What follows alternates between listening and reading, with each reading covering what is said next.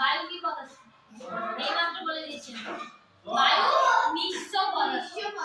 বায়ুতে শুধুমাত্র একটা গ্যাস থাকে না, বায়ু অনেক গ্যাসের সংমিশ্রণ। ঠিক আছে, এবার যখন মোমবাতিটা জ্বালানো হলো, এবার বল আগুন জ্বলতে কোন গ্যাস সাহায্য করে? অক্সিজেন গ্যাস সাহায্য করে।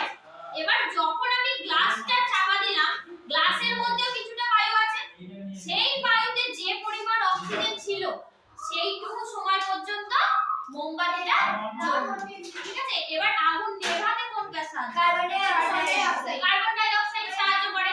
এবার কার্বন ডাই অক্সাইডও বায়ুর মধ্যে বর্তমান, তাই কি হলো? মোমবাতিটা নিভে গেল। এবার শূন্য স্থানটা, ওই যে অক্সিজেনটা পুড়ে গেল, সেখানে একটা শূন্য স্থান তৈরি হলো। সেই শূন্য স্থানটা পূরণ করার জন্য এই জলটা উপর দিয়ে উঠলো। বোঝা গেল? শূন্য স্থান মানে কখনো শূন্য স্থান থাকে না, তার জায়গায় কেউ না কেউ পূরণ করবে। তাহলে